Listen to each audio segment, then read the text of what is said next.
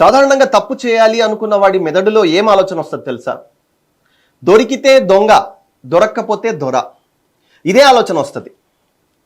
దొరికితే కదా దొరికినప్పటికీ కదా, దొరికితే కదా దొంగ, దొరక్కపోతే దొరే కదా అన్నట్లుంటుంది వాళ్ళ వ్యవహారం. సరే, ఇప్పుడు ఇది ఎందుకు చెప్తున్నానంటే, మనకి ఏదైతే ఈ కల్తీ నెయ్యి వ్యవహారం తిరుపతి లడ్డులో ఉపయోగించారన్న వ్యవహారం అనేక రోజుల నుంచి కూడా ఆంధ్రప్రదేశ్లో రోజుకో మలుపు తిరుగుతున్న సంగతి మనకు తెలిసిందే. దానికి సంబంధించి మన వైఎస్ జగన్మోహన్ రెడ్డి నేను తిరుమలకు వెళ్తాను అని చెప్పి కూడా చెప్పడం, ఎట్ ఏ టైం సైమల్టేనియస్గా అదే రోజు అంటే 28వ తేదీ రాష్ట్రంలో అన్ని ఆలయాల్లో కూడా పూజలు చేయండి అని క్యాడర్కు పిలుపునివ్వడం, ఇవన్నీ వీటితో ఎప్పుడైతే ఈయన ఇది ప్రకటించాడో వెంటనే తెలుగుదేశం పార్టీకి సంబంధించిన ఎమ్మెల్యేలు కూడా నేతలు కూడా నువ్వు డిక్లరేషన్ ఇచ్చి ముందు తర్వాత కొండ మీదకి ఎక్కువ అని చెప్పి కూడా వాళ్ళు చెప్పడం, ఇదంతా కూడా మనం చూస్తూనే ఉన్నాం. ఇది ఎటువైపు దారి తీస్తుందో అన్నది మనం వేచి చూడాల్సిందే. ఎందుకంటే తప్పు చేశామని వాళ్ళు ఒప్పుకోవట్లేదు. వీళ్ళు నువ్వు తప్పు చేసిన వాళ్ళని శిక్షించే వరకు మేము ఊరుకోమని చెప్పి వీళ్ళు అంటున్నారు. కాబట్టి ఖచ్చితంగా ఇది ఒక ఇంకొన్ని రోజులు నడిచే అవకాశం ఉందన్నది మాత్రం మనకు క్లియర్గా అర్థమవుతుంది. మరి ఇప్పుడు అసలు ఏంటి విషయం అంటే, ఇక్కడ కొత్తగా తెర మీదకు ఒక పేరు వినిపిస్తుంది. అదేంటంటే వైష్ణవి డైరీ ఫ్రమ్ నెల్లూరు. సాధారణంగా తిరుమలలో ఏదైతే ఏఆర్ డైరీ వాళ్ళు ఆ కాంట్రాక్ట్ తీసుకున్నారో, ఆ నెయ్యి కాంట్రాక్టు బిడ్ వేసి, మరి ఆ కాంట్రాక్ట్ వాళ్ళు తీసుకున్నప్పుడు ఆ నెయ్యిని వాళ్ళు మాత్రమే సరఫరా చేయాలి. కానీ ఆ నెయ్యి సరఫరా చేసేటప్పుడు ఆ ట్యాంకర్లలో ఒక ట్యాంకర్ ఎక్కడి నుంచి అంటే వైష్ణవి డైరీ, నెల్లూరులో ఏదైతే వైష్ణవి డైరీ ఉందో ఆ డైరీ నుంచి ఒక ట్యాంకర్లు కొన్ని వెళ్ళాయి అన్నది ఇప్పుడు తెర మీదకి వచ్చిన అంశం. సాధారణంగా మనకు జూన్ 12 నుంచి జూలై 12 వరకు మొత్తం 8 ట్యాంకర్లు వెళ్తే, ఆ 8 ట్యాంకర్లలో 4 ఏదైతే గోల్మాల్ జరిగింది, 4 ట్యాంకర్లలో కల్తీ నెయ్యి ఉంది అన్న అంశం మనం విన్నాము. అయితే దానికి సంబంధించి ల్యాబ్ రిపోర్ట్లు కూడా మనం చూసాం. మరి ఈ కల్తీ జరిగింది అన్న అంశం తెర మీదకి వచ్చినప్పుడు ఈ వైష్ణవి డైరీ రాలేదండి. వైష్ణవి డైరీ ఇప్పుడు తెర మీదకి వచ్చింది. ఎందుకంటే ఏవైతే AP22 DC 4779 అన్న బండి ఏదైతే ఉందో మనకు నెల్లూరు నుంచి ట్యాంకర్లో వైష్ణవి డైరీ నుంచి అది అక్కడికి సరఫరా చేసింది అనేది ఇప్పుడు మెయిన్గా వినపడుతున్నమాట. మరి నెల్లూరు నుంచి అక్కడికి వెళ్ళింది, మరి ఆ ఏఆర్ డైరీ వాళ్ళు అసలు ఏంటి, ఎక్కడి నుంచి వాళ్ళు సరఫరా చేస్తున్నారంటే, ఈ ఏఆర్ డైరీ దుండిగల్లో ఉంది. తిరుపతి నుంచి 500 కిలోమీటర్ల దూరంలో యాక్చువల్గా ఆ ఏఆర్ డైరీ సంస్థ ఉంది. మరి అక్కడి నుంచి వాళ్ళు లోడ్ చేసుకొని ఇక్కడకు వచ్చి, ఎక్కడికి తిరుమలకు వచ్చి వాళ్ళు అన్లోడ్ చేసి మళ్ళీ అక్కడి నుంచి వాళ్ళు వెళ్ళి ఇంకొక మళ్ళీ లోడ్ చేసుకొని రావడానికి ఇదంతా కూడా కొంచెం పెద్ద ప్రాసెస్.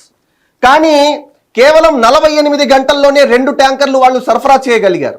ఎలా? హౌ ఇస్ ఇట్ పాసిబుల్ అంటే ఇక్కడే ఒక అంశం తెర మీదకి వస్తుంది.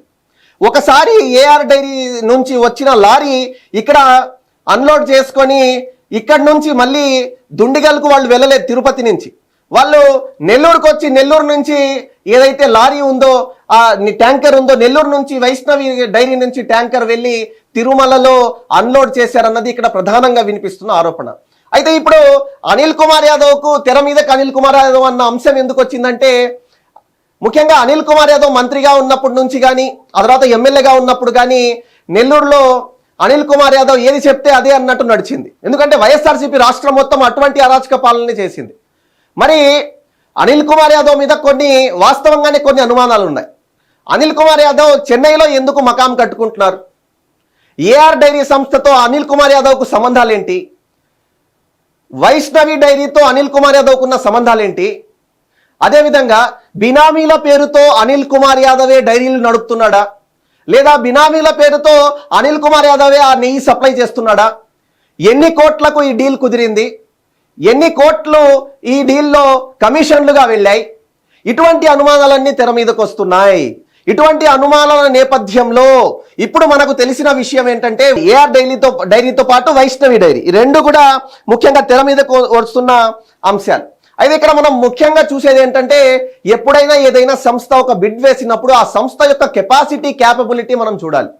ఆ సంస్థ యొక్క కెపాసిటీ క్యాపబిలిటీని దృష్టిలో ఉంచుకొని ఆ సంస్థ ఏదైతే దేవస్థానం ఉందో దేవస్థానం వాళ్ళకి ఆ కాంట్రాక్ట్ అప్పగించాలి. కానీ ఏఆర్ డైరీకు అంత సామర్థ్యం ఉందా? ఏఆర్ డైరీ వాళ్ళు అంత నెయ్యి వాళ్ళు సప్లై చేసేంత క్యాపబిలిటీ వాళ్ళకుందా? లేనప్పుడు మరి వాళ్ళు ఏం చేశారంటే ఇక్కడే అనుమానాలు కొన్ని వస్తున్నాయి. ఎవరైతే కొంతమంది సిండికేట్గా మారి, కొంతమంది డైరీ వాళ్ళు ఒక ఇద్దరు లేదా ముగ్గురు డైరీ వాళ్ళు సిండికేట్గా మారి ఆ బిడ్ వేసి ఆ బిడ్ను పాస్ చేయించడంలో ఇక్కడి మంత్రి, అదేవిధంగా నెల్లూరుకు సంబంధించిన ఎవరైతే అనిల్ కుమార్ యాదవ్ ఉన్నారో, అదేవిధంగా చిత్తూరుకు సంబంధించి తిరుపతికి సంబంధించిన నాయకులు ఉన్నారో, వైఎస్ఆర్సీపీ నాయకులు, ఆనాడు వీళ్ళు మెయిన్ పాత్ర పోషించి వాళ్లకు కాంట్రాక్ట్ ఇప్పించడంలో సక్సెస్ అయ్యారా?